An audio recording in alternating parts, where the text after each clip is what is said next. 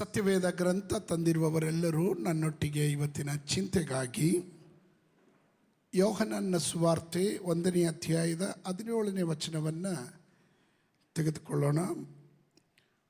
ಧರ್ಮಶಾಸ್ತ್ರವು ಮೋಶೆಯ ಮುಖಾಂತರ ಕೊಡಲ್ಪಟ್ಟಿತ್ತು, ಕೃಪೆಯು ಸತ್ಯವು ಯೇಸು ಕ್ರಿಸ್ತನ ಮುಖಾಂತರ ಬಂದವು. ಸತ್ಯವೇದ ಗ್ರಂಥದಲ್ಲಿ the fulfilment of God's promise ಅಂತಾರೆ. ಅದನ್ನು ಪ್ರವದನೆ ಶಬ್ದವನ್ನು ನೆರವೇರಿಸಿದಂಥ ವಾಕ್ಯವಾಗಿರುತ್ತದೆ.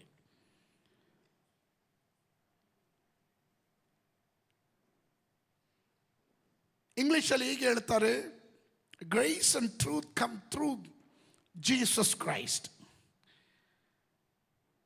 ಕೃಪೆ ನಮ್ಮೆಲ್ಲರಿಗೂ ಪ್ರಕಟವಾಗಿರುವಂಥದ್ದೇ. ಅದರ ನೆರಳು, ಅದರ ಆಕಾರ, ಅದರ ಎತ್ತರ, ಅದರ ಆಳವನ್ನು ನಾವೆಲ್ಲರೂ ಅನುಭವಿಸಿದವರೇ. ಈ ಕೃಪೆ ನಮಗೆ ರಿವೀಲ್ ಆಗಿದ್ದು ನಿನ್ನೆ ಮೊನ್ನೆ ಅಲ್ಲ, ಹಳೆಯ ಒಡಂಬಡಿಕೆಯಿಂದನೇ ಆಗಿದೆ. ನಾನು ಕಳೆದ ದಿನ ಉಪವಾಸ ಪ್ರಾರ್ಥನೆಯ ಸಂದರ್ಭದಲ್ಲಿ ಒಂದು ಮಾತನ್ನು ಹೀಗೆ ಹೇಳಿದೆ, ನಮ್ಮ ಜೀವನದಲ್ಲಿ ನಾವು ಮರೀಲಿಕ್ಕೆ ಆಗದೇ ಇರುವಂಥ ಒಂದು ಪದ ಇರೋದಾದರೆ ಅದು ಕೃಪೆ ಅನ್ನೋದು. ಕೃಪೆಯನ್ನು ಮರೆತರೆ ನಾವು ಏನು ಇಲ್ಲದವರಾಗಿರ್ತೇವೆ. ಕೃಪೆ ಎಂಬುದಕ್ಕೆ ಅರ್ಥ ನಮಗೆ ಯಾವುದೇ ಯೋಗ್ಯತೆ ಇಲ್ಲದೆ ಇದ್ದಾಗ, ನಮಗೆ ಅರ್ಹತೆ ಇಲ್ಲದೆ ಇದ್ದಾಗ ದೇವರು ನಮ್ಮನ್ನು ಆರಿಸಿ ತೆಗೆದುಕೊಳ್ಳುವುದಕ್ಕೆ ಉಪಯೋಗಿಸಿದದ್ದೇ ಕೃಪೆ. ಅಜ್ಞಾನಿಗಳಾಗಿದ್ದ ನಾವು ಜ್ಞಾನಿಗಳಾಗತಕ್ಕಂತೆಯೂ, ಯೋಗ್ಯತೆ ಇಲ್ಲದವರು ಗಣನೆಗೆ ಬಾರದವರಾಗಿದ್ದ ನಮ್ಮನ್ನು ಈ ಸ್ಥಾನಕ್ಕೆ ತರಲಿಕ್ಕೆ ಉಪಯೋಗಿಸಿದಂಥ ಪದ ಅದು ಕೃಪೆ.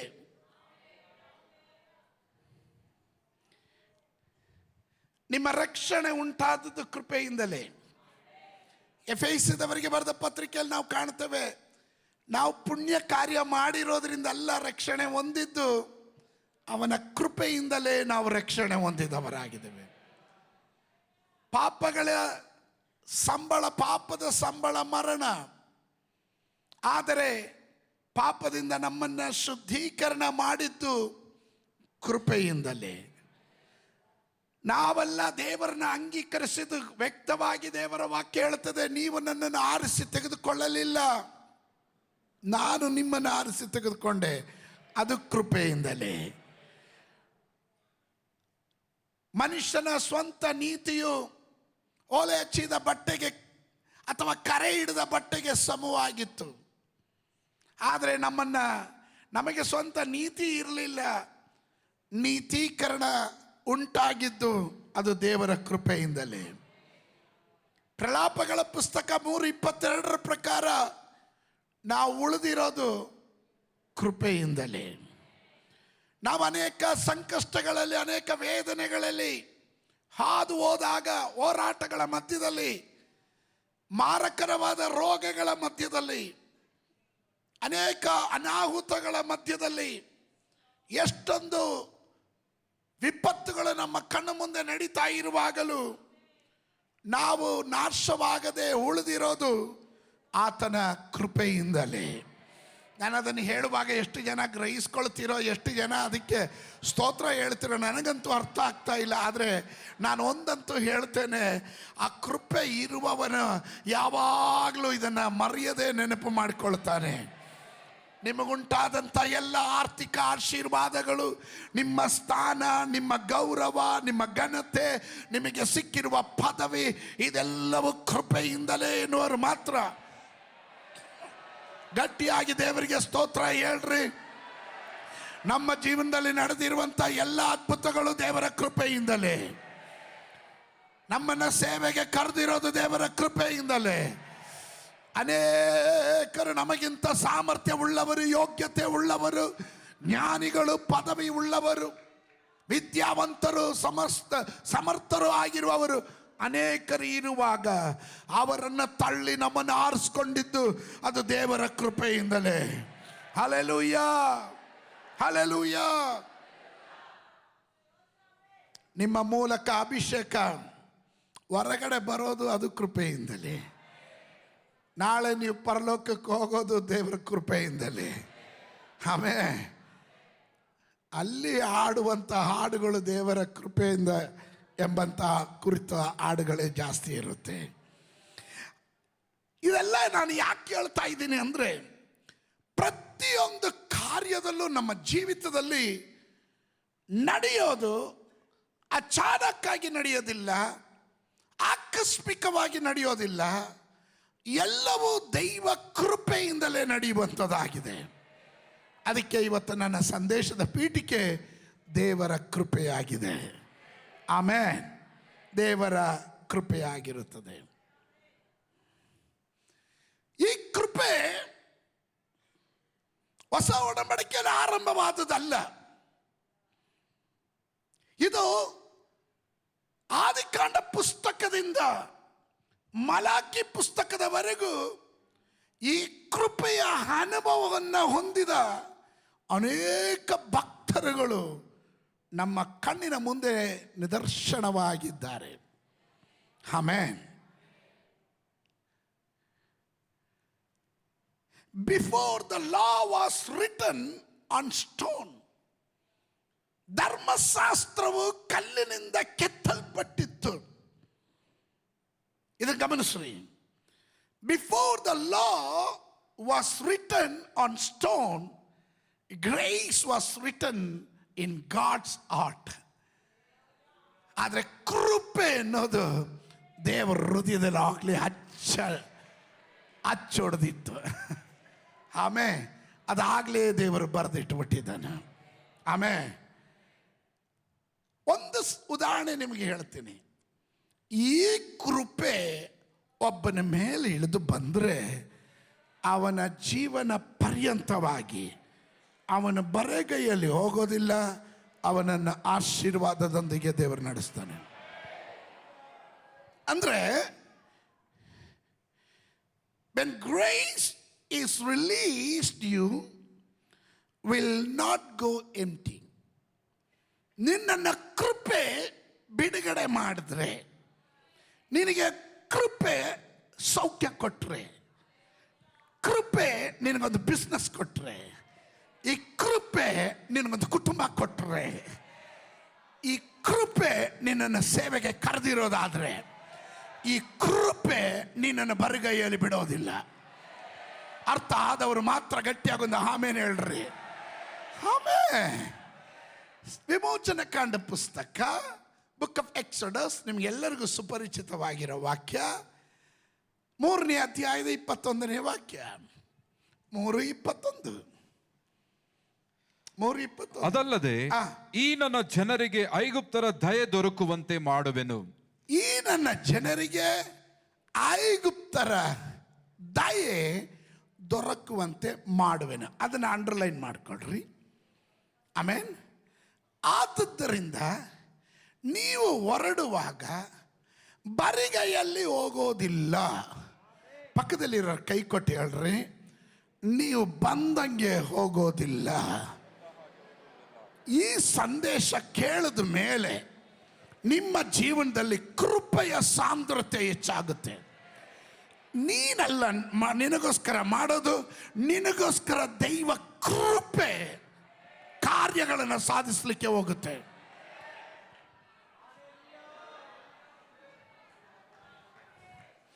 ಈ ಕೃಪೆಗೆ ಆಪೋಸಿಟ್ ಏನು ಗೊತ್ತಾ? ಏನು ಕೃಪೆಗೆ ಆಪೋಸಿಟು? ಅವಕೃಪೆ ಅಲ್ಲ, ಅದು ಬೇಡ. ನೀವು ಜಾಣರು. ಕೃಪೆ ಅವಕೃಪೆ ಅದಲ್ಲ ನಾನು ಕೇಳಿದ್ದು. ಕೃಪೆಗೆ ತದ್ವಿರುದ್ಧ ಯಾವುದು ಗೊತ್ತಾ? ಅಹಂಕಾರ. ಕೃಪೆಗೆ ತದ್ವಿರುದ್ಧ ಅಹಂಕಾರ. ಅಹಂಕಾರ ಹೇಳುತ್ತೆ ನಾನು ಅನ್ನುತ್ತೆ, ಕೃಪೆ ಹೇಳುತ್ತೆ ನಾವು ಅನ್ನುತ್ತೆ.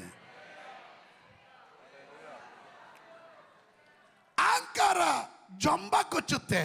ಕೃಪೆ ಹೇಳುತ್ತೆ, ಯಾವುದಕ್ಕೂ ಯೋಗ್ಯತೆ ಇಲ್ಲದೆ ಇರುವ ನಾನು.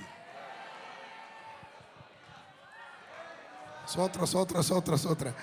ಅದಕ್ಕೆ ನಾನು ಹೇಳಿದೆ, ಕೆಲವರು ರಥ ಬಲಗಳಲ್ಲಿ, ಅಶ್ವ ಬಲಗಳಲ್ಲಿ, ತೋಳು ಬಲಗಳಲ್ಲಿ, ಕೆಲವರು ತಮ್ಮ ಸಾಮರ್ಥ್ಯದಲ್ಲಿ, ಕೆಲವರು ತಮ್ಮ ಬಿಸ್ನೆಸ್ಸಲ್ಲಿ, ಕೆಲವರು ತಮ್ಮ ಹಣದಲ್ಲಿ ಹೆಚ್ಚಳ ಪಡಿಸ್ಕೊಳ್ರಿ. ಆದರೆ ನಾವಾದರೂ ನಮ್ಮ ದೇವರಾದ ಯೆಹೋವನಲ್ಲಿ ಹೆಚ್ಚಳ ಪಡುವವರಾಗಿರುತ್ತೇವೆ. ಕಾರಣ ನಾವು ಉಳಿದಿರೋದು ಕೃಪೆ ಇದು.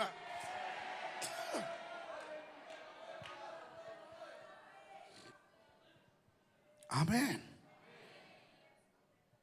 ಬರಿಗೈಯಲ್ಲಿ ಹೋಗೋದಿಲ್ಲ.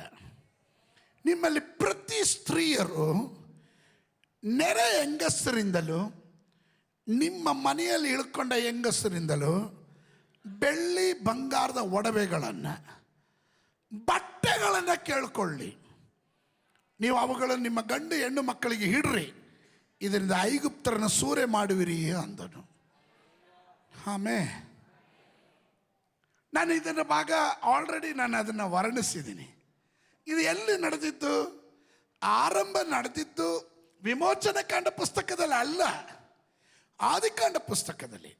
ಆದಿಕಾಂಡ ಪುಸ್ತಕದಲ್ಲಿ ಅಬ್ರಾಮನ ಬಳಿ ದೇವರು ಒಡಂಬಡಿಕೆ ಮಾಡ್ತಾ ಇರೋದು. ಅಬ್ರಾಮನ್ ಯಾರು? ತೇರಹನ ಪುತ್ರ. ತೇರಹನಿಗೆ ಎಷ್ಟು ಮಕ್ಕಳು? 3 ಜನ. ಅಬ್ರಾಮ್, ಆರೋನ್ ಮತ್ತು ನಾಹೋರ್. 3 ಜನ, 3 ಮಕ್ಕಳು. ಅವರಲ್ಲಿ ಅಬ್ರಾಮನನ್ನ ಆದಿಕಾಂಡ ಪುಸ್ತಕ 12ನೇ ಅಧ್ಯಾಯದಲ್ಲಿ ದೇವರು ಹೇಳ್ತಾನೆ, ನಾನು ನಿನ್ನನ್ನು ಆರಿಸ್ಕೊಂಡಿದ್ದೀನಿ. ಯಾವ ರೀತಿಯಲ್ಲಿ? ಅಬ್ರಾಮನನ್ನು ದೇವರು ಕರೆದುಬಿಟ್ಟು ಹೇಳ್ತಾನೆ, ನಿನ್ನ ಸ್ವಂತದವರನ್ನ, ಬಂಧು ಬಳಗದವರನ್ನ ಬಿಟ್ಟು ನಾನು ತೋರಿಸುವ ದೇಶದ ಕಡೆಗೆ ನೀನು ಹೊರಟು ಬಾ. 4ನೇ ವಾಕ್ಯ ಹೇಳ್ತದೆ, ಅವನು ಹೊರಟು ಬಂದ ಅಂತ. ಇಷ್ಟಕ್ಕೂ ಎಷ್ಟು ಫಾಸ್ಟಾಗಿ ಅವನು ರಿಯಾಕ್ಟ್ ಮಾಡ್ದ ಅಂದರೆ, ಲಿಸನ್ ಟು ಮೀ, ನೋಡ್ರಿ, ಒಬ್ಬನ ಮೇಲೆ ದೇವರ ಕೃಪೆ ಇಳಿದು ಬಿಟ್ರೆ ಕಾರ್ಯಗಳು ಫಾಸ್ಟ್ ಆಗಿರುತ್ತೆ. ಸ್ತೋತ್ರ ಸ್ತೋತ್ರ ಸ್ತೋತ್ರ. ಅವನೇನು ಬಡವ ಅಲ್ಲ, ಅಬ್ರಾಮನ ಐಶ್ವರ್ಯವಂತನು. ಅವನ ತಂದೆ ಮನೆ ಕಸುಬು ಅನ್ನೋದು, ಕುಲ ಕಸುಬು ಎನ್ನೋದು ವಿಗ್ರಹಗಳನ್ನು ಉಂಟು ಮಾಡಿ ಮಾರಾಟ ಮಾಡೋದು. ಇವರಿಗೆ ದಾಸದಾಸಿಯರು, ಐಶ್ವರ್ಯ ಇದೆ, ದಾಸದಾಸಿಯರಿದ್ದಾರೆ, ದನ ಕುರಿಗಳ ಸಂಪತ್ತಿದೆ, ಎಲ್ಲ ಇದೆ. ವಸತಿ ಇರುವನಾದ ಅಬ್ರಾಮನು ದೈವ ಶಬ್ದಕ್ಕೆ ವಿಧೇಯನಾದನು. Oh hallelujah, that is the point. ಅಲ್ಲಿದೆ ಪಾಯಿಂಟ್. ನೀನು ಎಷ್ಟೇ ದೊಡ್ಡವನಾಗಿರೋ, ಎಷ್ಟೇ ಸ್ಥಿತಿವಂತನಾಗಿರೋ, ದೈವ ಶಬ್ದಕ್ಕೆ ನೀನು ವಿರೋಧಿ ಆದರೆ ನಿನ್ನ ಒಳಗಡೆ ಅಹಂಕಾರ ಬರುತ್ತೆ. ನೀನು ದೈವ ಶಬ್ದಕ್ಕೆ ವಿಧಿಯನಾದರೆ ನಿನ್ನ ಮೇಲೆ ದೇವರು ಮಹಾ ದಯೆಯನ್ನು ತೋರಿಸುವಂತನಾಗಿರ್ತಾನೆ. ಅವನು ತನ್ನನ್ನೇ ತಾನು ಒಪ್ಪಿಸ್ಕೊಂಡ. ಈ ಅಬ್ರಾಮನಿಗೆ ದೇವರು ಒಡಂಬಡಿಕೆ ಮಾಡ್ತಾನೆ. ನೋಡು, ಇವನನ್ನು ಕರೆದಾಗ ದೇವರೊಂದು ವಾಕ್ಯ ಹೇಳ್ತಾನೆ, ನಿನ್ನ ಸಂತತಿಯನ್ನ ಆಕಾಶದ ನಕ್ಷತ್ರಗಳಂತೆಯೂ ಕಡಲ್ ತೀರದ ಉಸುಬಿನಂತೆಯೂ ನಾನು ಅವರನ್ನ ಅಭಿವೃದ್ಧಿ ಮಾಡ್ತೀನಿ. ಹಾಗಾದ್ರೆ ಅಬ್ರಾಮನಿಗೆ ಎಷ್ಟು ಜನ ಇದ್ರು ಮಕ್ಕಳು ಅವಾಗ?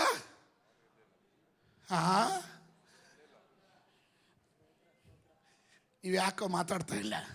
ಅಬ್ರಾಮನಿಗೆ ಎಷ್ಟು ಜನ ಇದ್ರು ಮಕ್ಕಳು ಆಗ? ಯಾರು ಇಲ್ಲದೆ ಇರುವಾಗ ದೇವರು ವಾಗ್ದಾನ ಕೊಡ್ತಾ ಇದ್ದಾನೆ.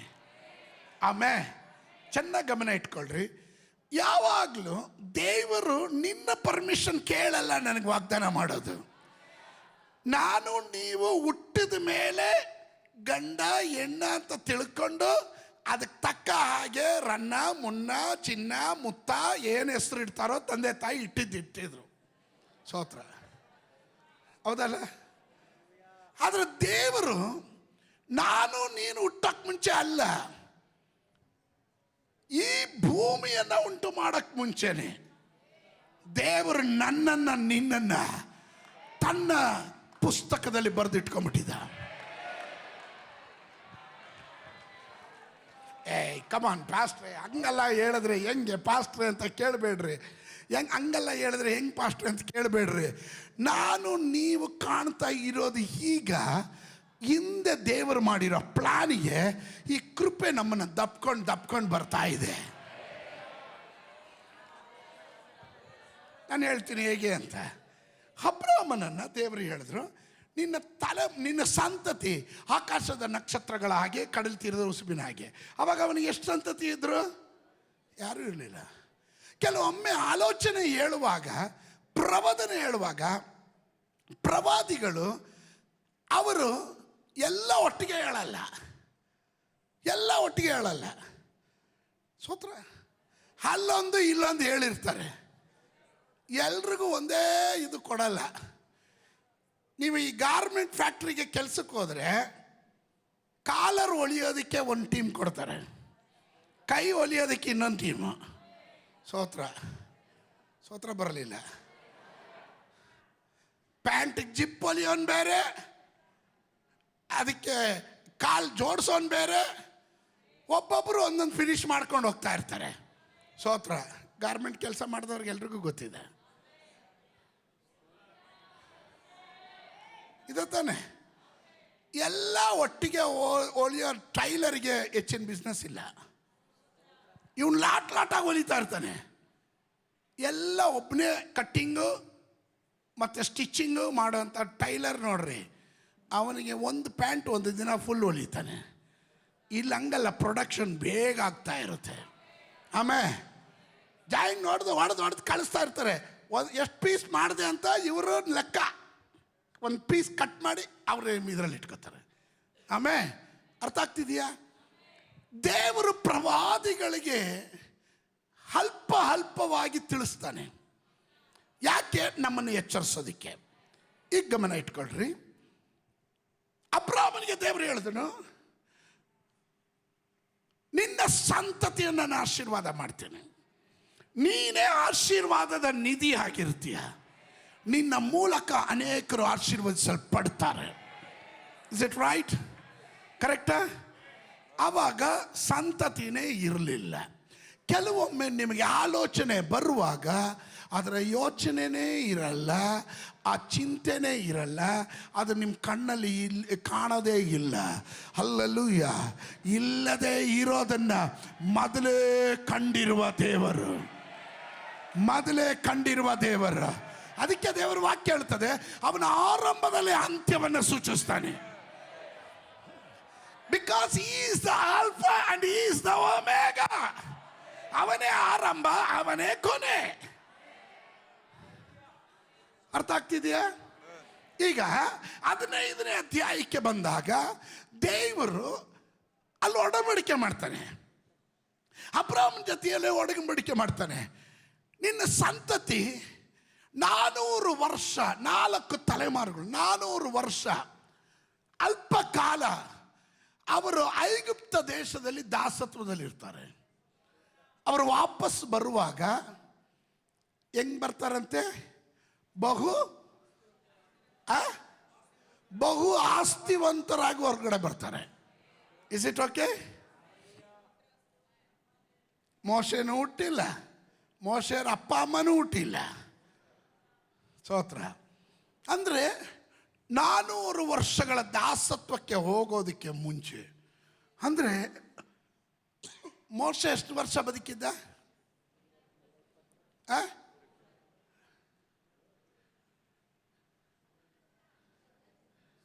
ಮೋಶೆ ಎಷ್ಟು ವರ್ಷ ಬದುಕಿದ್ದ? ಸ್ತೋತ್ರ. ಯಾರು ಗೊತ್ತು? ನೀವು ನಮ್ದೇನಾದರೂ ಇದ್ದರೆ ಹೇಳಿ ಪಾಸ್ಟ್ರೆ. ಸ್ತೋತ್ರ. ಮೋಶೆ 120 ವರ್ಷ ಬದುಕಿದ್ದ. Is it right? ಆಮೇಲೆ ಐಗುಪ್ತ ದೇಶದ ಜನ ದಾಸತ್ವಕ್ಕೆ ಹೋಗಿದ್ದು 400 ವರ್ಷಗಳು. ಅದಕ್ಕೆ ಮುಂಚೆ ಪ್ರವಾದನೆ ಆಗಿರೋದು, ಅದಕ್ಕೆ ಮುಂಚೆ ಒಡಂಬಡಿಕೆ ಮಾಡಿರೋದು. ಈಗ ಮೋಶೆಯ ಕಾಲಕ್ಕೆ ಬಂತು. ಈಗ ಬಿಡುಗಡೆಯ ನಾಯಕನನ್ನು ದೇವರು ಎಬ್ಬಿಸಿದನು. ರಿಲೀಸ್ ಆಗೋ ಟೈಮಲ್ಲಿ ದೇವರು ಕೆಲವ್ರನ್ನ ಎಬ್ಬಿಸ್ತಾನೆ. ಹಾಗೆ ಮೋಶೆಯನ್ನು ಎಬ್ಬಿಸಿದನು. ಮೋಶೆ ನಾಯಕನಾಗಿ ಬಂದನು. ಅವ್ರನ್ನ ಬಿಡುಗಡೆ ಮಾಡ್ತಿರುವಂಥ ಸಮಯ. ಈ ಜನರ ಪರಿಸ್ಥಿತಿ ಹೆಂಗಿತ್ತು ಅಂದರೆ, ಇವರು ದಾಸತ್ವ ಅಂದರೆ, ನೀವು ಜೀತದ ಆಳುಗಳಂತ ಕೇಳಿದ್ದೀರಲ್ಲ, ಜೀತಕ್ಕಿರೋರು. ಸ್ತೋತ್ರ. ಅಪ್ಪನೋ ತಾತನೋ 50 ರೂಪಾಯಿ ಸಾಲ ತಗೊಂಡಿರ್ತಾನೆ. ಅವನ ಮನೆ ಹೆಂಗಸರು ಗಂಡಸರು ಮಕ್ಕಳು ಎಲ್ಲರೂ ದುಡಿಬೇಕು. ದುಡಿದು 50 ರೂಪಾಯಿ ತೀರ್ದೋಯ್ತಲ್ಲ ಅನ್ನೋಂಗಿಲ್ಲ. ಜೀವನ ಪರ್ಯಂತವಾಗಿ ಆ ಪರಿಸ್ಥಿತಿಯಲ್ಲಿ ಇರುವ ಐಗುಪ್ತ ದೇಶದ ಜನ. ಸ್ತೋತ್ರ. 1-2 ವರ್ಷಗಳ ಅನುಭವ ಅಲ್ಲ, ಹೆಚ್ಚು ಕಡಿಮೆ 400 ವರ್ಷಗಳ ಜೀತದಾಳುಗಳಾಗಿ ದಾಸತ್ವದಲ್ಲಿ ಬಿದ್ದಿರುವ ಇಸ್ರಾಯೇಲ್ ಜನ.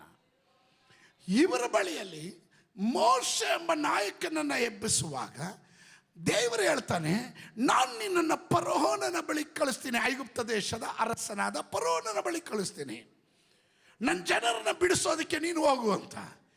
ಮೋಶೆ ಕೇಳ್ತಾನೆ, ಸ್ವಾಮಿ ನಾನೇನೋ ಹೋಗ್ತೀನಿ, ಯಾರು ಕಳಿಸಿದ್ದು ಅಂದರೆ ನಾನು ಏನು ಹೇಳಬೇಕು ಅಂತ. ಕಾರಣ ದೇವರು ಆತ್ಮಸ್ವರೂಪನು. ಆಮೇಲೆ ದೇವರು ಆತ್ಮಸ್ವರೂಪನು, ಅವನು ಸರ್ವವ್ಯಾಪಿ, ಅವನು ಸರ್ವಶಕ್ತನು, ಅವನು ಸೃಷ್ಟಿಕರ್ತನು, ಹಲ್ಲೆಲೂಯ, ಸರ್ವಜ್ಞಾನಿ. ಈ ದೇವರನ್ನ ಯಾವ ರೂಪದಲ್ಲಿ ನೀನು ಕಾಣಕ್ಕೆ ಇಷ್ಟಪಡ್ತೀಯ? ಸ್ತೋತ್ರ. ಆಮೇಲೆ ಅದಕ್ಕೆ ನಾವು ಇಟ್ಟ ಕಡೆ ಇರುವ ದೇವರಲ್ಲ, ಶಿಲ್ಪಿ ಕೆತ್ತಿದ ಶಿಲ್ಪವಲ್ಲ ಅಂತ ಹೇಳೋದಕ್ಕೆ ಕಾರಣ, ಇವನ ಅಖಿಲಾಂಡಗಳನ್ನು ಉಂಟು ಮಾಡಿದ ಸರ್ವಶಕ್ತನಾದ ದೇವರಾಗಿರೋದ್ರಿಂದ. ಅಗಮ್ಯವಾದ ಬೆಳಕಿನಲ್ಲಿ ವಾಸಿಸುವ ಈತನನ್ನ ಯಾವ ರೂಪದಲ್ಲಿ ಕಾಣ್ತೀರ? ಸೊ ದೇವರು ಹೇಳಿದ್ರು, ಅವನ ಹತ್ರ ಹೋಗು, ಕೇಳಿದ್ರೆ ಹೇಳು, I am that I am. ನಾನು ಇರುವಾತನು. ಆ ಪದಕ್ಕೆ ಭಾಳ ಅರ್ಥ ಇದೆ. ನಾನು ಇರುವಾತನು ಅಂದರೆ ಐ ವಾಸ್ ಎಕ್ಸಿಸ್ಟ್. ನೀನು ಹುಟ್ಟಕ್ಕೆ ಮುಂಚೆ, ನಿಮ್ಮ ತಾತ ಹುಟ್ಟಕ್ಕೆ ಮುಂಚೆ, ಈ ಭೂಮಿ ಹುಟ್ಟಕ್ಕೆ ಮುಂಚೆ, ಇದರಲ್ಲಿರುವ ಜಲಚರಾಚರಗಳನ್ನು ಸೃಷ್ಟಿ ಮಾಡಕ್ಕೆ ಮುಂಚೆ, ಗಗನ ಮಂಡಲವನ್ನು ನನ್ನ ಕೈ ಕೆಲಸ ಕಣಯ್ಯ, ಅದನ್ನು ಮಾಡಕ್ಕೆ ಮುಂಚೆ,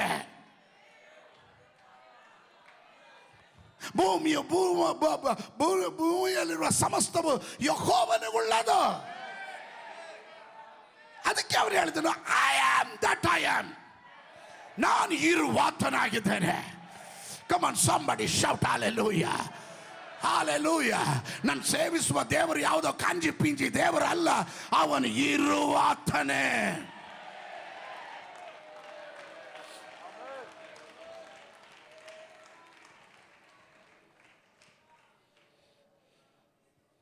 ಒಂದನೇ ಅಧ್ಯಾಯ ವಿಮೋಚನ ಕಾಂಡ ಪುಸ್ತಕ ಆರಂಭವಾಗ್ತಾ ಇದ್ರದ್ದು.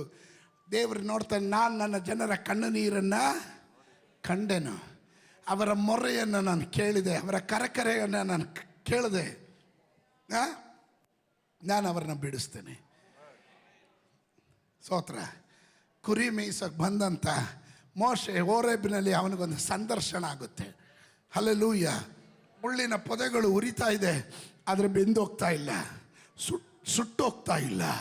ದರ್ಶನ ಕಂಡ ಅಂತ ಯೋರೇಬಿನಲ್ಲಿ ದರ್ಶನ ಕಂಡ ಮೋಶೆ ಬೆಪ್ಪನಾಗಿ ನಿಂತಿರುವಾಗ ಅವನಿಗೆ ಒಂದು ಶಬ್ದ, ಮೋಶೆ ಮೋಶೆ, ನೀನು ನಿಂತಿರುವ ಭೂಮಿ ಪರಿಶುದ್ಧವಾದ ಭೂಮಿ ಆಗಿರುವುದರಿಂದ ನಿನ್ನ ಕಾಲಿನ ಕೆರವನ್ನು ತೆಗೆದುಹಾಕು. ಈಗ ನಾನು ನಿನ್ನನ್ನು, ನನ್ನ ಜನರನ್ನು ಬಿಡಿಸೋದಕ್ಕೆ ಆರಿಸ್ಕೊಂಡಿದ್ದೇನೆ. ಹಲ್ಲೆಲೂಯ. ಅವನಿಗೆ ಡೈರೆಕ್ಟಾಗಿ ಎನ್ಕೌಂಟರ್ ಆಗ್ತಾ ಇರೋದು ಫಸ್ಟ್ ಟೈಮ್ ಹೋರೇಬಿನಲ್ಲಿ. ಆಮೇಲೆ ಆದರೆ ಇವನ್ನ ಇಲ್ಲಿವರೆಗೂ ತಲುಪಿಸಿದೆ ಯಾರು? ದೇವರು. ಆದರೆ ಇಂದಿನ ಚರಿತ್ರೆ ಓದಿದ್ರೆ ಇವನು ಉಳಿಯೋಂಗಿಲ್ಲ.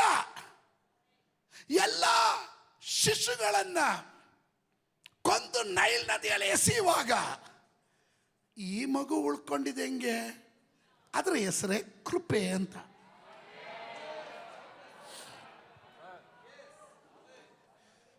ಕೃಪೆ ಇರುವವನನ್ನ ದೇವರು ಪ್ರೊಟೆಕ್ಟ್ ಮಾಡ್ತಾನೆ, ದೇವರು ಪ್ರಿಸರ್ವ್ ಮಾಡ್ತಾನೆ. ಸ್ತೋತ್ರ ಹೇಳಲಿಲ್ಲ? ಆಮೇಲೆ ನಾನು ಯೋಚನೆ ಮಾಡಿದೆ, ದಾಸತ್ವದಲ್ಲಿದ್ದಂಥ ಇವನು, ಸಾಯಕ್ಕೆ ಯೋಗ್ಯನಾದಂಥ ಇವನು ಶಿಶುವಾಗಿರುವಾಗಲೇ ಸಾಯಬೇಕಾಗಿತ್ತು. ಆದರೆ ದೇವರು ಅವನ್ನ ಪ್ರೊಟೆಕ್ಟ್ ಮಾಡಿದ್ರು. ಅವನನ್ನು ಆಪಿನ ಪೆಟ್ಟಿಗೆಯಲ್ಲಿ, ರಾಳಗಳನ್ನು ಹಚ್ಚಿದ ಆಪಿನ ಪೆಟ್ಟಿಗೆಯಲ್ಲಿ ಕೂಸನ್ನು ಮಲಗಿಸಿ ನೈಲ್ ನದಿ ಯಾವುದು? ಐಗುಪ್ತರ ಪ್ರಧಾನ ದೇವರುಗಳಲ್ಲಿ ಒಂದು. ರಕ್ತವನ್ನು ಕುಡಿದು ಅಟ್ಟಹಾಸದಿಂದ ಬರಲಿ ಅಂತ ಅದೇ ನೈಲ್ ನದಿಯ ಮೇಲೆ, ಅದೇ ನೈಲ್ ನದಿಗೆ ಏನು ಮಾಡೋಕ್ಕಾಗದಂತೆ ಆಪಿನ ಪೆಟ್ಟಿಗೆಯನ್ನು ತೇಳಿಸಿ ಮಗುವನ್ನು ಸುರಕ್ಷಿತವಾಗಿ ಕಾಪಾಡಿದ ನನ್ನ ದೇವರಾಗಿದ್ದಾನೆ. ಹೇ ಕಮಾನ್ ಸಾಂಬಾಡಿ, ಅದರ ಡೀಪನ್ನು ಅರ್ಥ ಮಾಡಿಕೊಳ್ಳ್ರಿ, ಅದರ ಆಳವನ್ನು ಅರ್ಥ ಮಾಡಿಕೊಳ್ಳ್ರಿ. ನಾನು ಅದರಿಂದ ಒಂದು ಪ್ರವಚನ ಹೇಳ್ತೇನೆ. ಯಾವುದೇ ಶತ್ರುಗಳು ಎಷ್ಟೇ ಅಟ್ಟಹಾಸದಿಂದ, ಅಲ್ಲೆಲೂಯ, ಅನೇಕರು ನಿನ್ನ ಎಡಗಡೆ 1000, ನಿನ್ನ ಬಲಗಡೆ 10,000 ಸತ್ತು ಬಿದ್ದಿರಬಹುದು. ಅಲ್ಲೆಲೂಯ, ದುರಾತ್ಮ ಕ್ರಿಯೆಗಳು ನಡೆದಿರಬಹುದು, ಆದರೆ ಅದು ನಿನಗೆ ಫಲಿಸೋದಿಲ್ಲ. ನೀನು ದೇವರ ಅಜೆಂಡದಲ್ಲಿ ಇರೋದ್ರಿಂದ, ನಿನ್ನ ಕುಟುಂಬ ದೇವರ ಅಜೆಂಡದಲ್ಲಿ ಇರೋದ್ರಿಂದ ನೀನು ಸುರಕ್ಷಿತವಾಗಿರುತ್ತೀಯ. ಕಾರಣ ದೇವರ ವಾಕ್ಯ ಹೇಳ್ತದೆ, ಪರಾತ್ಪರನ ಮೊರೆ ಹೊಕ್ಕಿರುವವನು, ಸರ್ವಶಕ್ತನ ಆಶ್ರಯದಲ್ಲಿರುವವನು. ಅದು ಕೋವಿಡ್ ಬಂದಾಗ ಮಾತ್ರ ಅಲ್ಲ ಪಾಸ್ಟ್ರೇ, ಅದು ಯಾವಾಗಲೂ. ಬಿಕಾಸ್ ಕೃಪೆ.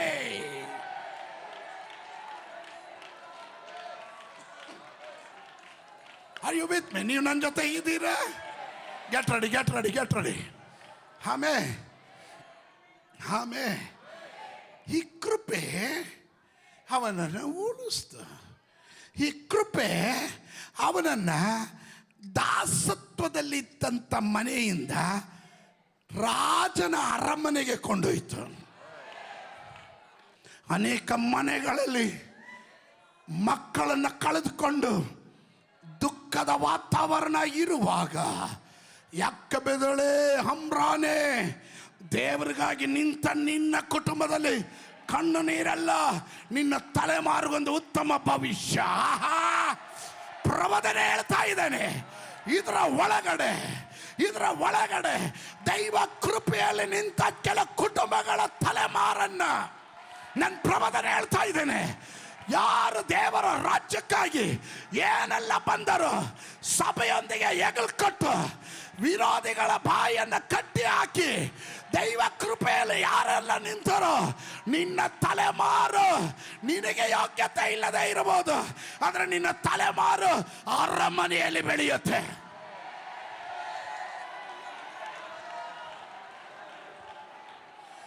ನಿನಗೆ ಯಾವ ವಿದ್ಯಾಭ್ಯಾಸ ಕೊಡಕ್ಕಾಗೋದಿಲ್ವೋ, ಶ್ರೇಷ್ಠ ವಿದ್ಯಾಭ್ಯಾಸ ನಿನಗಾಗಿ ಫ್ರೀಯಾಗಿ, ಅದು ಕೃಪೆ. ಆಮೇಲೆ ದಾಸತ್ವದಲ್ಲಿರುವ ತಂದೆ ತಾಯಿಗಳಿಗೆ ಹುಟ್ಟಿದ ಮಗು, ಸರಿಯಪ್ಪ ಇವನ್ನ ಮರೆ ಮಾಚಿ ಇವನು ದೊಡ್ಡವನಾದ, ಇವನು ಸ್ಕೂಲಿಗೆ ಕಳಿಸೋದಕ್ಕೆ ಯೋಗ್ಯತೆ ಇದೆಯಾ? ಅಷ್ಟೇ ತಂದೆ ತಾಯಿ ದಾಸತ್ವದಲ್ಲಿ ಯೋಗ್ಯತೆ ಇದೆಯಾ? ಸೋತ್ರ ಕೆಲವ್ರು ನೋಡಿದ್ರೆ ನೆನಪಿಸ್ಬೇಡ್ರಿ ಪಾಸ್ಟ್ರೆ, ಮಾರ್ಚ್ ಬರ್ತಾ ಇದೆ, ಸೋತ್ರ ಡೊನೇಷನ್ ಕಟ್ಟೋದೇ ಕಷ್ಟ. ಆಮೇಲೆ ಆದರೆ ನೋಡ್ರಿ, ಈ ಮಗುವನ್ನು ಅರಮನೆ ಕರ್ಕೊಂಡು ಸೋತ್ರ, ದಾಸಿಯ ಮಗ ಬಂದಿದ್ದಾನೆ ಅಂತ ಅಲ್ಲ, ರಾಜ್ಕುಮಾರಿಯ ಮಗ, ಯುವರಾಣಿಯ ಮಗ.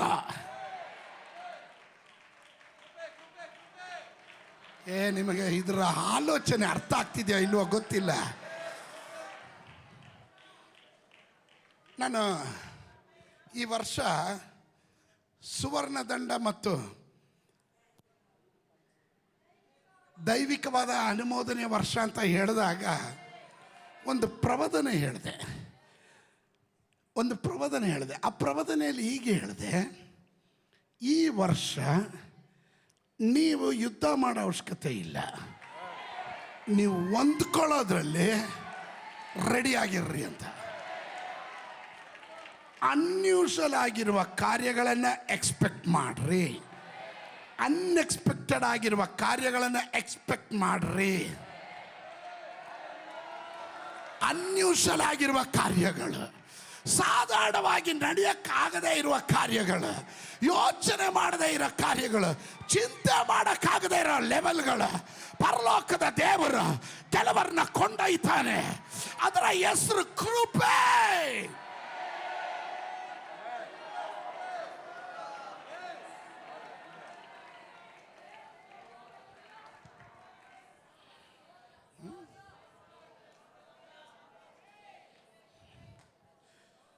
ನೀವು ಮನೆ ಕಟ್ಟಕ್ಕೆ ಮುಂಚೆ ಏನು ಮಾಡ್ತೀರಾ? ಮನೆ ಕಟ್ಟಕ್ಕೆ ಮುಂಚೆ ಏನು ಮಾಡ್ತೀರಾ? ಪಾಯ ಹಾಕಕ್ಕೆ ಮುಂಚೆ ಏನು ಮಾಡ್ತೀರಾ? ರೊಕ್ಕ ಇದೆಯಾ ನೋಡ್ತೀರಿ. ರೊಕ್ಕ ಇಲ್ಲದ್ರೆ ಪ್ಲಾನೇ ಮಾಡಲ್ಲ. ರೊಕ್ಕ ಇದೆಯಾ ಸ್ಟಾರ್ಟ್ ಮಾಡುವಾಗ ಹೇಳ್ತೀರಾ, ಅಪ್ಪ ನನ್ನ ಕೈಯಲ್ಲಿ 10 ಲಕ್ಷ ರೂಪಾಯಿ ಇದೆ ಅಪ್ಪ, ಹೆಂಗಾದ್ರೂ ದೇವರೇ ಇದರಲ್ಲೇ ಎಲ್ಲ ಮುಗಿಸಂಗೆ ಕೃಪೆ ಕೊಡಪ್ಪ. ಸ್ತೋತ್ರ. ನೀನು ಮುಗಿಸೋಷ್ಟರಲ್ಲಿ 1 ಕೋಟಿ ಆಗಿರ್ತದೆ. ಇದ್ದಿದ್ದು ನಿನ್ನ ಪ್ಲಾನ್ ಪ್ರಕಾರ 2 ಬೆಡ್ರೂಮು, 1 ಅಡಿಗೆ ಮನೆ, 1 ಹಾಲು, ಸಾಕು ಸಾಕು ಸಾಕು ಸಾಕು ಸಾಕು. ಮೇಲ್ಗಡೆ ಫ್ಲೋರ್ ಕಟ್ಟೋದೇ ಪ್ಲಾನ್ ಇಲ್ಲ. ಆದ್ರೆ ಇಂಜಿನಿಯರ್ ಹೇಳ್ದ, ಮೇಡಮ್ ಸರ್ ಕಟ್ತಾ ಇದ್ದೀರಾ, ಪಾಯ ಕರೆಕ್ಟಾಗಿ ಹಾಕ್ಬಿಡಿ ಸರ್, ನಾಳೆ ಯಾವಾಗಾದ್ರೂ ಇನ್ನ ಬಿಲ್ಡಿಂಗ್ ಮೇಲೆ ಹತ್ತಿಸ್ಬೇಕು ಅಂದ್ರೆ. ಸ್ತೋತ್ರ. ಅವನ್ ಬಾಯಿಂದ ಹೇಳಿಸಿದ್ದು ಕೃಪೆ.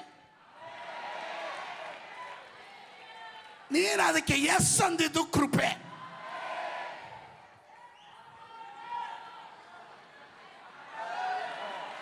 ಅರ್ಥ ಆಗ್ತಾ ಇದೆಯಾ? ನೀನು 1 ಫ್ಲೋರ್ ನೋಡಿದೆ, ಆದ್ರೆ ಫಿನಿಶ್ ಆದಾಗ 4 ಫ್ಲೋರ್.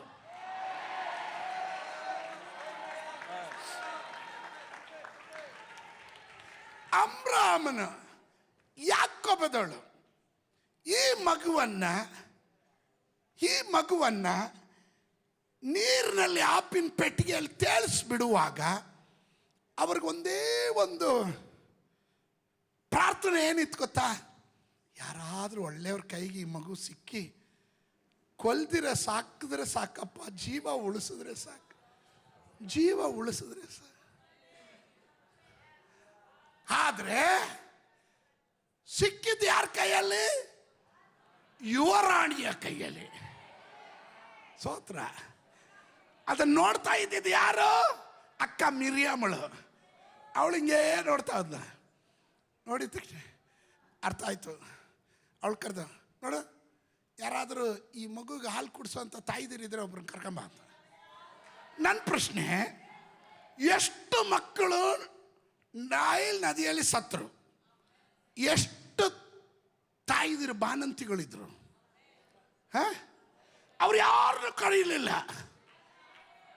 ಸ್ವಂತ ತಾಯಿನೇ ಅದೇ ಮಗುವಿಗೆ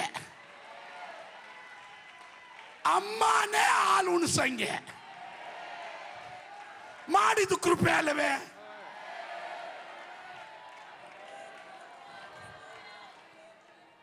ಅದಕ್ಕಿಂತ ಒಂದು ಪಾಯಿಂಟ್ ಅಂದ್ರೆ, ದಾಸತ್ವದಲ್ಲಿ ಈ ಮಗು ಬೆಳೆದಿದ್ರೆ ಅಮ್ಮ ಪೌಷ್ಟಿಕ ಆಹಾರ ತಿಂದಿಲ್ಲ, ಈ ಮಗುಗೆ ಹಾಲು ದಾರೆ ಎಳಿಬೇಕಾದ್ರೆ ಅಮ್ಮ ಪೌಷ್ಟಿಕ ಆಹಾರ ತಗೊಂಡ್ರೆ ಒಳ್ಳೆ ಹಾಲು ಸಿಗುತ್ತೆ, ಮಗುನು ಪುಷ್ಟಿಯಾಗಿ ಬೆಳೆಯುತ್ತೆ. ಆದರೆ ಈ ಅಮ್ಮನ್ನ ಹಾಲು ಕೊಡೋದಕ್ಕೆ ಯಾವ ಸರ್ಕಾರ ನಿಯಮ ತಂತೋ ಆ ಸರ್ಕಾರನೇ ಈ ಅಮ್ಮನ್ನೇ ಅಪಾಯಿಂಟ್ ಮಾಡ್ಕೊಳ್ತಾ ಇದೆ.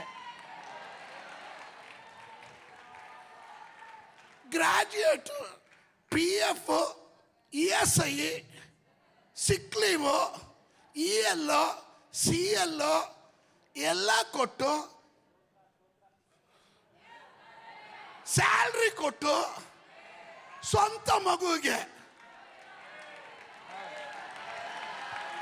ಇದು ಕೃಪೆ ಅಲ್ದ್ರೆ ಇನ್ನೇನ್ರಿ?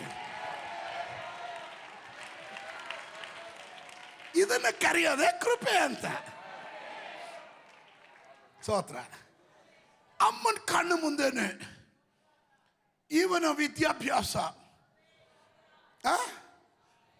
ರಾಜನ ಅರಮನೆಯಲ್ಲಿರುವ ವೇದ ಪಾಂಡಿತ್ಯಗಳಲ್ಲಿ ಪಾಂಡಿತ್ಯ ಹೊಂದಿರೋರು, ಹೈಲಿ ಕ್ವಾಲಿಫೈಡ್ ಆಗಿರುವಂಥ ಟೀಚರ್ ಇವನ್ ಕಲಿಸೋದು. ಸ್ತೋತ್ರ. ಇವನ್ ಕಲ್ತಿದ್ದು ಅವನಿಷ್ಟಕ್ಕೆ, ಅವರಿಷ್ಟಕ್ಕಲ್ಲ. 8 ಗಂಟೆ ಕ್ಲಾಸ್ ತಗೊಂತೀನಿ ರೆಡಿ ಆಗಿರೋ ಅನ್ನಂಗಿಲ್ಲ.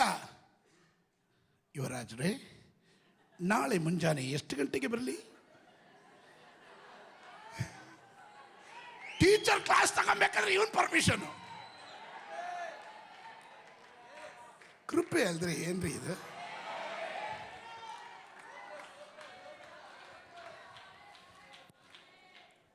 ಸತ್ಯವೇದ ಗ್ರಂಥ ಹೇಳುತ್ತೆ, ಇವನು ಸಕಲ ವಿದ್ಯೆದಲ್ಲೂ ಪಾಂಡಿತ್ಯವನ್ನು ಪಡೆದನು, ಯುದ್ಧ ವಿದ್ಯೆಯನ್ನು ಕಲ್ತನು. ನನಗೆ ಅನ್ನಿಸ್ದಂಗೆ ಕರಾಟೆ, ಕುಂಗ್ಫೋ, ಸ್ತೋತ್ರ, ಕತ್ತಿ ಫೈಟು, ಸ್ತೋತ್ರ, ಅದಕ್ಕೇನು ಹೇಳ್ತಾರೆ, ಕಳರಿ ಫೈಟು ಎಲ್ಲ ಕಲ್ತ್ಬಿಟ್ಟ. ಸ್ತೋತ್ರ. ಆಮೇಲೆ ಇಷ್ಟೆಲ್ಲ ಕಲಿಸಿ ಇವನನ್ನು ದೇವರು ಉದ್ದೇಶ ಮಾಡಿದೆ ಏನು ಗೊತ್ತಾ? ಅರಸನ ಮಾಡೋಕ್ಕಲ್ಲ, ಅಬ್ರಾಹ್ಮನ್ಗೆ ಹೇಳಿರೋ ಮಾತು ನೆರವೇರಿಸೋದಕ್ಕೆ, ಆ ಜನರನ್ನ ಬಿಡಿಸೋದಕ್ಕೆ. ನೋಡ್ರಿ, ಇಲ್ಲೇ ಮಿಸ್ ಆಗೋದು. Sometimes we are away from God's call. ನಾವು ದೇವರ ಕರೆಯಿಂದ ದೂರ ಹೋಗ್ಬಿಡ್ತೀವಿ. ಕೆಲವೊಮ್ಮೆ ಹೆಂಗೆ ಹೋಗ್ತೀವಿ? ಸ್ವಲ್ಪ ತಿಂದು ಕೊಬ್ಬಿದ್ರೆ ಅಂತ ನನ್ನ ಭಾಷೆಯಲ್ಲಿ. ಈಗ ಇವನು ಒಂದು ಸ್ವಲ್ಪ ಎಲ್ಲ ತಿಂದು ಕೊಬ್ಬಿ, ಸ್ತೋತ್ರ, ಇವನಿಗೆ ಉದ್ದೇಶ ಗೊತ್ತಿಲ್ವಲ್ಲ. ಸ್ತೋತ್ರ. ದೇವರು ಇವನ್ನ ಎಳ್ಕೊಂಬಂದು ಒಂದು ಸ್ಥಾನಕ್ಕೆ ಕರ್ಕೊಂಬಂದು ಹೇಳೋವರೆಗೂ ನಾನು ಎಲ್ಲಿದ್ದೆ ಗೊತ್ತಾ? 3ನೇ ಅಧ್ಯಾಯದಲ್ಲಿ ಎನ್ಕೌಂಟ್ರಲ್ಲಿದ್ದೀನಿ. ಈ ಎನ್ಕೌಂಟ್ರಿಗೆ ಮುಂಚೆ ನಡೆದ ಘಟನೆ ಈಗ ವರ್ಣಿಸ್ತಾ ಇದ್ದೀನಿ. ಆಮೇಲೆ ಇವನು ಸ್ವಲ್ಪ ತಿಂದ, ಏನು ದ್ರಾಕ್ಷಿ, ಗೋಡಂಬಿ ಎಲ್ಲ ದಿನ ಡ್ರೈ ಫ್ರೂಟ್ಸ್ ತಿನ್ಕೊಂಡು ಚೆನ್ನಾಗಿ ಪುಷ್ಟಿಯಾಗಿ ತಿಂದರೆ ಕೊಬ್ಬದಿರೇ ಇರ್ತಾರೆ. ಏನು ತಿಂದ್ರೇ ನಿಮಗೆ ಎಷ್ಟು ಕೊಬ್ಬಿರ್ಬೋದು? ಪಾಸ್ಟ್ರುಗಳಿಗೆ ವಿರುದ್ಧವಾಗಿ ಅಂತೀರ, ವಿಶ್ವಾಸಿಗಳಂದ್ರೆ ಏನು ಅಂತೀರ? ವಿಶ್ವಾಸಿಗಳ. ಸ್ತೋತ್ರ. ಇವನ ರಾಜನ ಮನೆಯಲ್ಲಿ ಇತ್ಕೊಂಡು, ಸ್ತೋತ್ರ, ಕೆಲವರೆಲ್ಲ ನೋಡ್ತಾ ಇದ್ದಾರೆ ನನ್ನನ್ನು. ಸ್ತೋತ್ರ. ನನ್ನ ಹತ್ರ ಬಂದು ಹೇಳ್ತಾರೆ, ಪಾಸ್ಟ್ರೇ, ಆ ಮನುಷ್ಯ ಸರಿ ಇಲ್ಲ, ನನ್ನನ್ನು ನೋಡಿ ಹಿಂಗೂ ರಾಯಿಸ್ತಾ, ಹಿಂಗಂತಾನೆ. ಸ್ತೋತ್ರ. ಏನು ಇಲ್ದಿರೇ ಕೊಬ್ಬು ತೋರಿಸಿದ್ರೆ ಇವನಿಗೆ ಕೊಬ್ಬು ತೋರ್ಸಕ್ಕಿದೆ. ಯಾರಲ್ಲಿ ಅಂದರೆ ಸಾಕು, ಮಹಾಪ್ರಭು ಹೇಳಿ, ಯುವರಾಜರೇ ಹೇಳಿ, ಬರಲಿ 1 ಬಟ್ಟಲು ಬಾದಾಮಿ ತಿನ್ನು, ಗೋಡಂಬಿ ತಿನ್ನು. ಸ್ತೋತ್ರ. ಈಗಿನ ಮಕ್ಕಳಾಗಿದ್ರೆ ಬರಲಿ ಪಿಜ್ಜಾ, ಬರ್ಗರ್.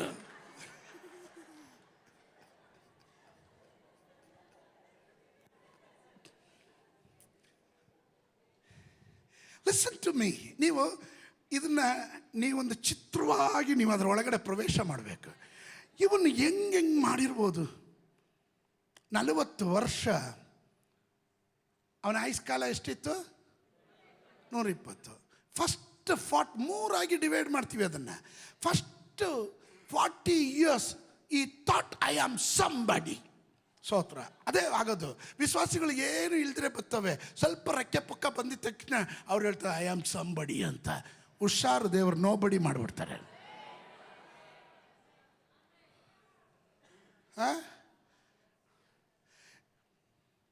ನೀನು ಹೆಂಗೆ ಬಂದೆ ಅಂತ ನನಗೆ ಗೊತ್ತಿಲ್ವಾ? ಪಾಸ್ಟರ್ ಆದ ನನಗೆ ಗೊತ್ತಿಲ್ವಾ? ನಿನ್ನ ಕಷ್ಟ ಏನು ಅಂತ ನನಗೆ ಗೊತ್ತಿಲ್ವಾ? ನೀನು ಎಲ್ಲಿ ಬಿದ್ದಿದ್ದೆ ಅಂತ ನೀನು ಎಷ್ಟು ಕ್ವಾರ್ಟರ್ ಹೊಡಿತಿದ್ದೆ ಅಂತ ನನಗೆ ಗೊತ್ತಿಲ್ವಾ? ಸ್ತೋತ್ರ.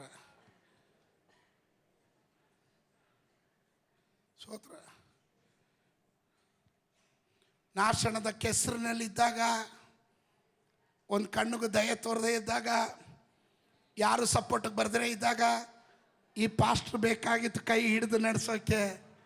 ಸ್ವಲ್ಪ ಹಣ ಬಂದಿದೆ, ಸ್ಥಾನ ಬಂದಿದೆ, ಹೆಸರು ಬಂದಿದೆ.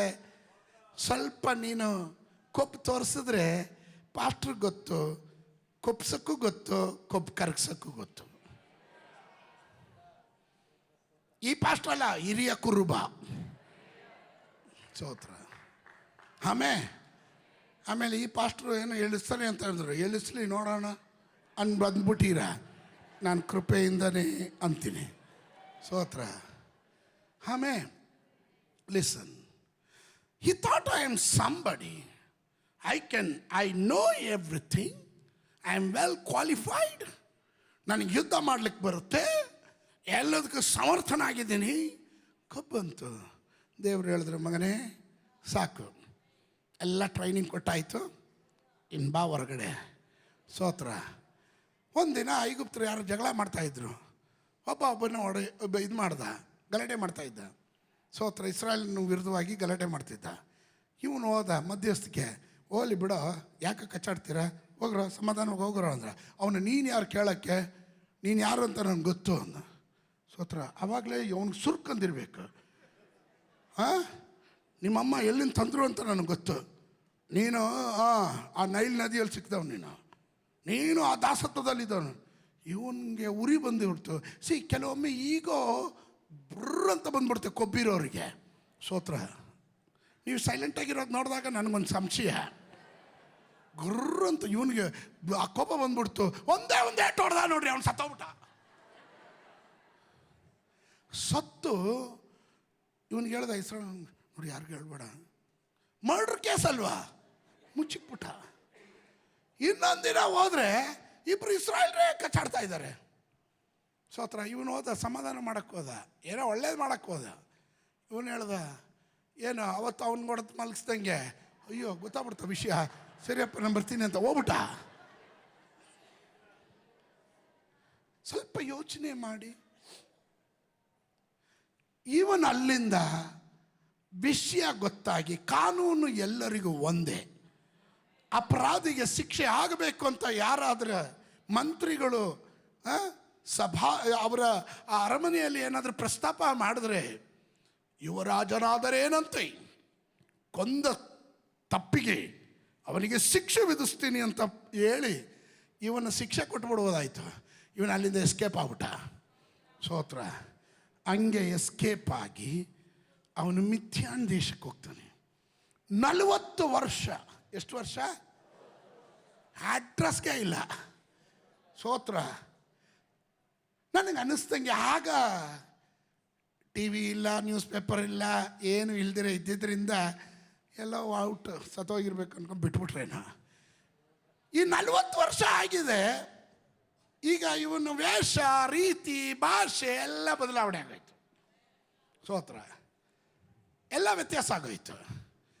ಈಗ ಇವನು ಅಲ್ಲಿ ಮದುವೆ ಮಾಡಿಕೊಂಡ, ಮಾವನ ಮನೆಯಲ್ಲಿ ಕುರಿ ಮೇಯಿಸ್ಕೊಂಡು, ಹಾಡು ಹೇಳ್ಕೊಂಡು, ಹೆಂಗೋ ಜೀವನ ಸಾಗಿಸ್ಕೊಂಡು ಬಂದ. ನಾನು ಯೋಚನೆ ಮಾಡಿದೆ, ಎಲ್ಲ ಇವನ ಅರಮನೆಯಲ್ಲಿ ಎಷ್ಟು ಸುಖವಾಗಿದ್ದೋ, ಕೊಬ್ಬು ತಾನೇ ನಿನಗೆ ಇಲ್ಲಿಗೆ ಎಳ್ಕೊಂಬಂದಿದ್ದು. ಸ್ತೋತ್ರ. ಐ ಆಮ್ ಸಂಬಡಿ ಅಂದಲ್ಲೋ, ಇವಾಗ ಏನು ಅಂದರೆ ಐ ಆಮ್ ನೋ ಬಡಿ ಯಾರ್. ಕೆಲವರಿಗೆ ಏಟು ತಿಂದ ಮೇಲೇ ನೋಬಡಿ ಅನ್ನೋದು. ಸ್ತೋತ್ರ. ಓದೇ ತಿನ್ನಕ್ಕೆ ಮುಂಚೆ ಬುದ್ಧಿ ಕಲೀರಿ ಅಂತೀವಿ. ಸುಮ್ಗಿರು, ಐ ಆಮ್ ಸಂಬಡಿ. ಸ್ತೋತ್ರ. ನಾನು ಅವಾಗ ಹೇಳ್ತಾ ಇರ್ತೇನೆ, ಮನುಷ್ಯ ಕೇವಲ ಒಂದು ಉಸಿರಷ್ಟೇ, ಇಷ್ಟೇ ನಿಮ್ಮ ಜೀವನ. ಪ್ಲೀಸ್ ಅರ್ಥ ಮಾಡ್ಕೊಳ್ರಿ. ಪಕ್ಕದಲ್ಲಿರೋ ಕೈ ಕೊಟ್ಟು ಹೇಳ್ರಿ, ಉಳಿದಿರೋದು ಕೃಪೆಯಿಂದ. ಅಹಂಕಾರ ಬೇಡ್ರಿ.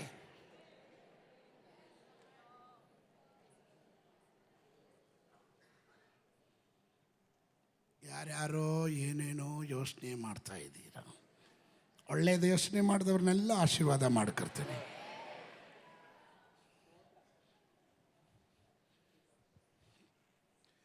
ನಲವತ್ತು ವರ್ಷಗಳು ಇವನು ಕುರಿ ಮೇಯಿಸಿದ, ಮಾವನ ಮನೆಯಲ್ಲಿದ್ದ. ಈ ವಾಸ್ ನೋ ಬಡಿ. ಯಾರು ಬಂಧು ಇಲ್ಲ, ಬಳಗ ಇಲ್ಲ, ಮಿತ್ರರಿಲ್ಲ, ಅರಮನೆ ಇಲ್ಲ, ಸುಖ ಸಂಪತ್ತಿಲ್ಲ, ಸುಖದ ಯಾವುದೇ ಕಾರ್ಯಗಳಿಲ್ಲ. ಜೀವನದಲ್ಲಿ ಸಾಧಾರಣ ವ್ಯಕ್ತಿಯಾಗಿರುವಾಗ ದೇವರು ನೋಡಿದ್ರು. ಈಗ ಇವನಿಗೆ ಏನಾದರೂ ಹೇಳಿದ್ರೆ ತಲೆ ಒಳಗಡೆ ಹೋಗುತ್ತೆ. ಸ್ತೋತ್ರ. ಆಮೇಲೆ ಕೊಪ್ಪಿರುವವನಿಗೆ ಏನು ಹೇಳಿದ್ರು ಅವನು ಅರ್ಥ ಮಾಡ್ಕೊಳಲ್ಲ. ನೀವು ಬೇಕಾದ್ರೆ ನೋಡ್ರಿ, ಪಾಸ್ಟ್ರು ಕೆಲವೊಮ್ಮೆ ಕೆಲವ್ರನ್ನ ಕೌನ್ಸಿಲ್ ಮಾಡೋಕ್ಕೆ ಕರಿತೀವಿ. ಎಷ್ಟು ಹೇಳಿದ್ರು, ಪಾಸ್ಟ್ರ ನಿಮ್ಗೆ ಗೊತ್ತಿಲ್ಲ ಸುಮ್ಗಿರಿ ಪಾಸ್ಟ್ರ, ಅವ್ರು ನಮಗೆ ಶೂಟ್ ಮಾಡ್ತಾರೆ. ಸ್ತೋತ್ರ. ನಾವು ಹೇಳಿದ್ರೆ ಬಂದೂಕ ತಿರುಗಿಸ್ಬಿಟ್ಟು ನಮಗೆ ಹೊಡಿತಾರೆ ಗುಂಡ್ರನ್ನ. ಸ್ತೋತ್ರ. ನಿಮ್ಗೇನು ಗೊತ್ತು, ಸುಮ್ಗಿರಿ ಪಾಸ್ಟ್ರ, ಹಂಗಲ್ಲ ಆಗಲ್ಲ. ಆಯ್ತಪ್ಪ, ನಿನಗೆ ಹೆಂಗೆ ಆಗುತ್ತೋ ಹಂಗೆ ಆಗಲಿ ಅಂತ ನಾವು ಒಳಗಡೆನೇ ಹೇಳಿರ್ತೀವಿ, ಹಂಗೆ ಆಗಲಿ.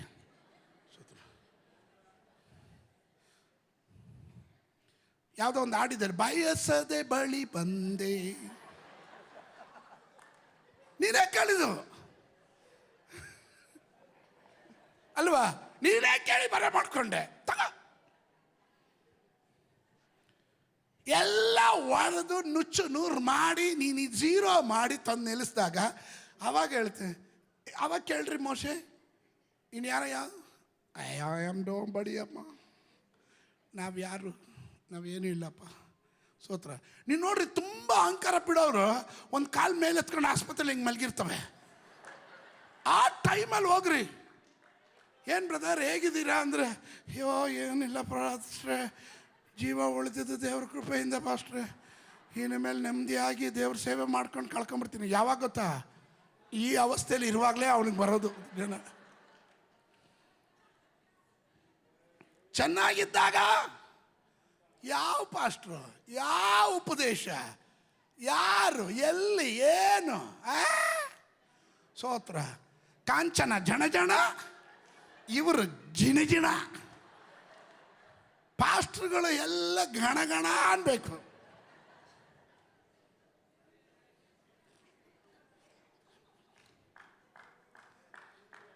ನುಚ್ಚು ನೂರು ಮಾಡಿ ಇವನ್ ತಂದು ಒಂದಿನ ಬೆಳಗ್ಗೆ ಎದ್ದು ಕುರಿಗಳು ಮೇಯಿಸ್ಕೊಂಡು ಬಾಬಾ ಬ್ಲ್ಯಾಕ್ ಶಿಪ್ ಅಂತ ಹಾಡು ಹೇಳ್ಕೊಂಡು ಹೋಗ್ತಾ ಇರುವಾಗ ಒಂದು ಬೆಟ್ಟಕ್ಕೆ ಬಂದ. ಅಲ್ಲಿ ದೇವರು ಒಂದು ದೃಶ್ಯ ತೋರಿಸಿದ್ರು. ಆ ದೃಶ್ಯದ ಪ್ರಕಾರ ಮುಳ್ಳಿನ ಪೊದೆ ಉರಿತಾ ಇದೆ, ಆದರೆ ಸುಟ್ಟೋಗ್ತಾ ಇಲ್ಲ. ಮುಳ್ಳಿನ ಪೊದೆ ಉರಿಬೇಕಂದ್ರೆ ಅದು ಒಣಗಿರಬೇಕು.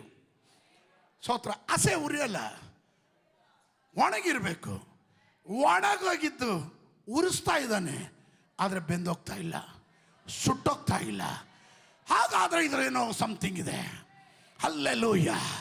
ಅನೇಕ ಕುಟುಂಬಗಳು ಬೆಂದು ಸುಟ್ಟು ಹೋದಾಗ ನೀನು ಬೆಂದು ಹೋಗದಂತೆ ನಿಲ್ಲಿಸಿದ್ದು ಅದು ಕೃಪೆ. Something is there sister, something is there brother. ಅನೇಕ ಪೊದೆಗಳು ಸುಟ್ಟೋಗ್ತಾ ಇದೆ, ಅನೇಕ ಕುಟುಂಬಗಳು ಹಾಳಾಗ್ತಾ ಇದೆ.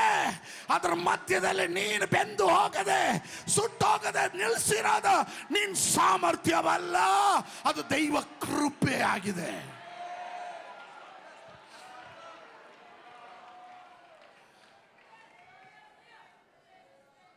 Are you with me? ನೀವು ನನ್ನ ಜೊತೆ ಇದ್ದೀರಾ? ಅರ್ಥ ಆಗ್ತಾ ಇದೆಯಾ? ಪಕ್ಕದಲ್ಲಿರೋರು ಕೈ ಕೊಟ್ಟು ಮುಖ ನೋಡಿ ಹೇಳ್ರಿ, ಈ ಕೃಪೆ ಮಾತ್ರ ಕಳ್ಕೊಂಬೇಡಿ ಪ್ಲೀಸ್.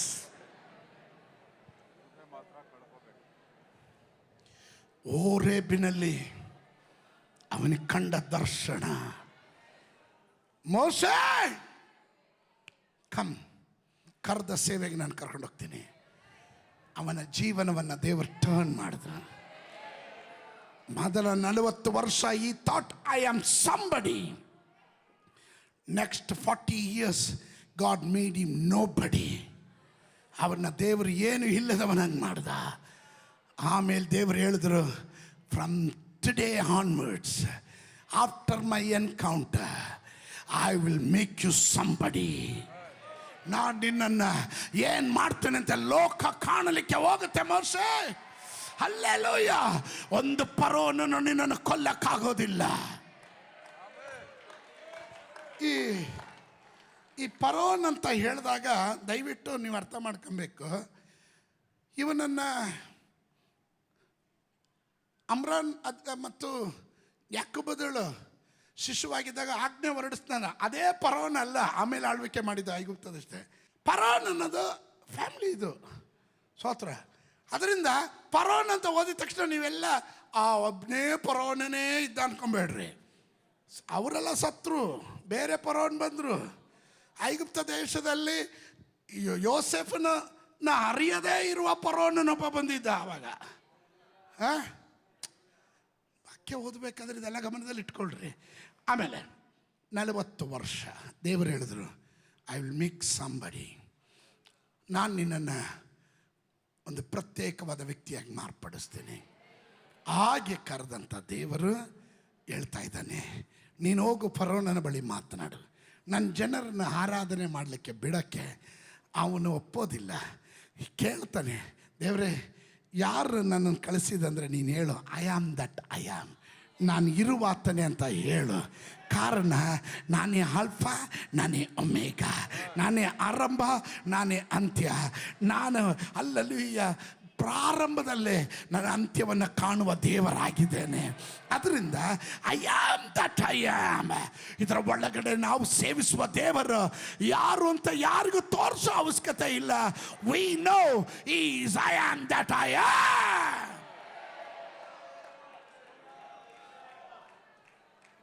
ಆಮೇಲೆ ಅಲ್ಲಿ ದೇವರ ವಾಕ್ಯ ಹೇಳುತ್ತೆ, ನಾನು ಈ ಜನರನ್ನು ಬಿಡಿಸ್ತೀನಿ. ಇವರು ಹೊರಗಡೆ ಬರುವಾಗ ಬರೆಗೈಯಲ್ಲಿ ಬರಲ್ಲ. ದೇವರ ರಾಜ್ಯಕ್ಕಾಗಿ ಬಂದ ಯಾರು ಕೆಟ್ಟು ಹೋಗಿರುವ ಚರಿತ್ರೆ ಇಲ್ಲ. ದೇವರ ರಾಜ್ಯವನ್ನು ಬಿಟ್ಟು ಹೋದವರು ನಾಶವಾಗಿದ್ದಾರೆ. ಅರ್ಥ ಆಯ್ತಾ? ಒಂದು ತಲೆಮಾರು ಇದನ್ನ ಒತ್ತರೆ ಜೀವನ ಪರ್ಯಂತವಾಗಿ ತಲೆಮಾರುಗಳನ್ನು ದೇವರು ಓರ್ತಾನೆ.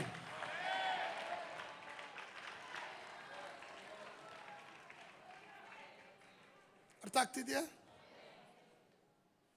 ಕೆಲವರು ಯೋಚನೆ ಮಾಡೋದೇನು ಗೊತ್ತಾ, ನಾನು ಏನು ಮಾಡಿದ್ರು ದೇವ್ರು ಏನು ನನ್ನನ್ನು ಲೆಕ್ಕ ಕೇಳಲ್ಲ. ದೇವ್ರು ಯಾವತ್ತೋ ಬಡಿತಾ ಇದ್ದ. ಎಲ್ಲೋ ಅಳಿಲ್ ಸೇವೆ ಅಂತ ದೇವರ ಆಲಯದಲ್ಲಿ ಬಂದು ಅವಾಗ ಏನಾದರೂ ಮಾಡ್ತಾ ಇದೆಯಲ್ಲ, ಅದು ನೋಡಿದಾಗ ಹೋಗ್ಲಿ ಬಿಡು, ಇವತ್ತೆಲ್ಲ ನಾಳೆ ತಿತ್ಕೋತಾನೆ. ತಿರ್ಗಾ ದೇವ್ರು ಚಾನ್ಸ್ ಕೊಡ್ತಾ ಇದ್ದಾರೆ. ಎಚ್ಚರಗೊಳ್ರಿ. ಆಮೇನ್. ಸೊ ದೇವರು ಹೇಳಿದ್ರು, ಇವ್ರನ್ನ ಬರೆಗೈಯಲ್ಲಿ ನಾನು ಕಳಿಸಲ್ಲ. ಯಾರ ಹತ್ರ ಒಡಂಬಡಿಕೆ ಮಾಡಿದ್ದು? ಅಬ್ರಾಮನ ಹತ್ರ.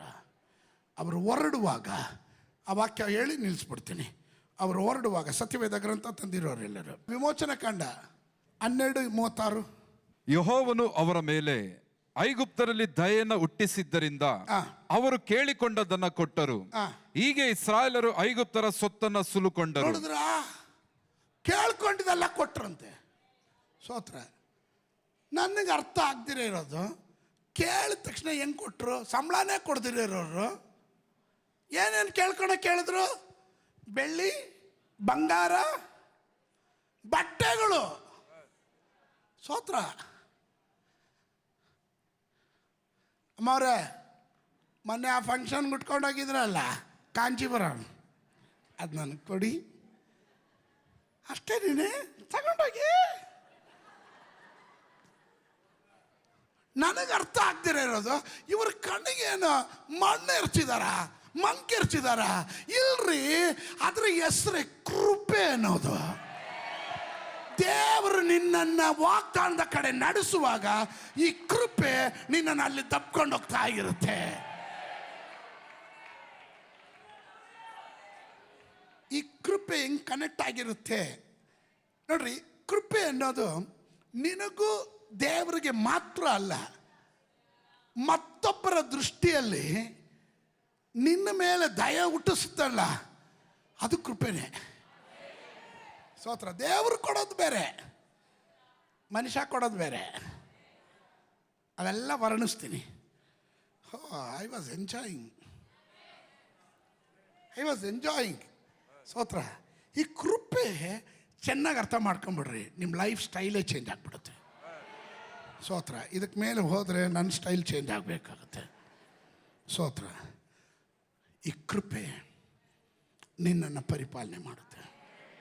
ಈ ಕೃಪೆ ನಿನ್ನ ಕರ್ಕೊಂಡೋಗ್ಬೇಕಾದ ಸ್ಥಳಕ್ಕೆ ಕರ್ಕೊಂಡೋಗುತ್ತೆ. ಪಕ್ಕದಲ್ಲಿರೋರು ಕೈ ಕೊಟ್ಟು ಹೇಳ್ರಿ, ಅಹಂಕಾರ ಬೇಡ, ಕೃಪೆ ಇರಲಿ.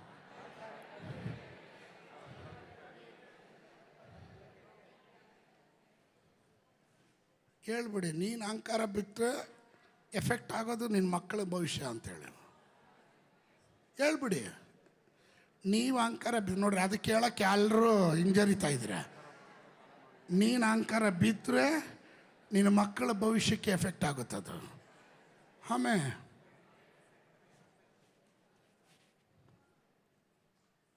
ಎದ್ದು ನಿಂತ್ಕೊಳ್ರಿ. ಪರಲೋಕವನ್ನು ಭೂಲೋಕವನ್ನುಂಟು ಮಾಡಿದ ನಮ್ಮ ಸರ್ವಶಕ್ತನಾದ ದೇವರೇ, ನಿತ್ಯನಾದ ತಂದೆ, ಎಲ್ಲಿವರೆಗೂ ನಡೆಸ್ದೆ, ಇಲ್ಲಿವರೆಗೂ ಮಾನಿಸ್ದೆ. ಅನುದಿನವೂ ನಿನ್ನ ಕೃಪೆ ಕೃಪೆ ಕೃಪೆ ಅಂತ ಕೇಳುತ್ತಾ ನಾವು ಮುಂದೆ ಹೋಗ್ತೇವೆ. ಆ ಕೃಪೆ ನಮ್ಮನ್ನು ಅಪಾರವಾಗಿ ಗುರಾಣಿಯಾಗಿ ಆವರಿಸಿರೋದಕ್ಕಾಗಿ ಸ್ತೋತ್ರ. ಸಮಾಧಾನವಾಗಿ ನಿನ್ನ ಜನರನ್ನು ಕಳಿಸ್ಕೊಡು. ಈ ಕೇಳಿದ ವಾಕ್ಯಗಳು ಇವರ ಹೃದಯದಲ್ಲಿ ಬೇರೂರಲಿ. ಕೃತಜ್ಞತಾ ಹೃದಯ ಉಳ್ಳವರಾಗಿ, ತಗ್ಗುವ ಮನಸ್ಸುಳ್ಳವರಾಗಿ, ದೈವ ಭಯದಲ್ಲಿ ಭಕ್ತಿಯಲ್ಲಿ ಜೀವಿಸುವವರಾಗಿ ಇವರನ್ನ ಒಪ್ಪಿಸ್ತೇನೆ. ನಿನ್ನ ದಯೆ ಇವರನ್ನು ಆವರಿಸಲಿ. ಯೇಸುವಿನ ನಾಮದಲ್ಲಿ ಬೇಡ್ತೇನೆ. ಜನ ಗಟ್ಟಿಯಾಗಿ ಹೇಳ್ರಿ, ಮತ್ತೊಮ್ಮೆ ಹೇಳ್ರಿ, ಮಗದೊಮ್ಮೆ ಹೇಳ್ರಿ. ಆಮೇಲೆ